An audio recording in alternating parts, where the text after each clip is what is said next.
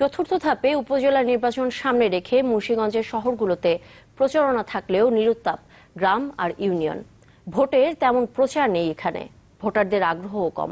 এদিকে বরগুনার 5টি উপজেলার মধ্যে 3টিতেই ক্ষমতাসীন দলের নেতাদের সামনে বাধা হয়ে আছেন বিদ্রোহী প্রার্থীরা। Desk report. ব্যানার ফেস্টুনে ছেয়ে গেছে মুন্সিগঞ্জের জেলা ও উপজেলা শহরের অলিগলি।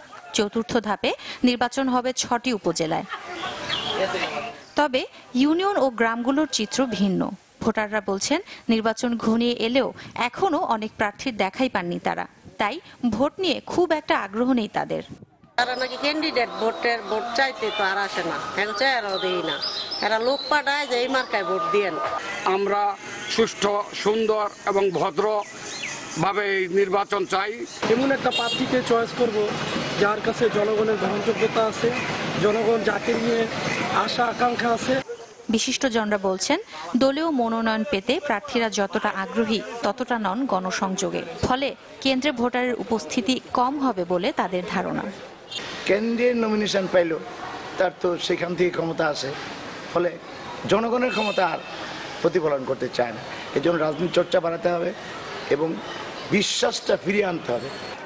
এই ধাপে ভোট হবে বরগুনার 5টি উপজেলায়। এর মধ্যে 3টিতেই শক্ত অবস্থানে আছেন স্বতন্ত্র প্রার্থীরা। আমতলী উপজেলায় নৌকা প্রতীকে লড়ছেন বর্তমান চেয়ারম্যান, বিপরীতে নিজ দলেরই 3 নেতা। একই চিত্র বরগুনার সদর ও পাথরঘাটায়ও।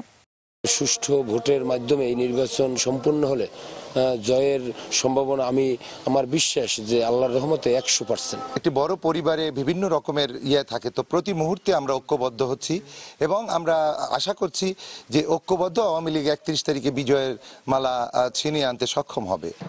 তবে রাজনৈতিক বিভেদ আর উত্তেজনা যাই হোক, শেষ পর্যন্ত শান্তিপূর্ণ নির্বাচনের প্রত্যাশা ভোটারদের।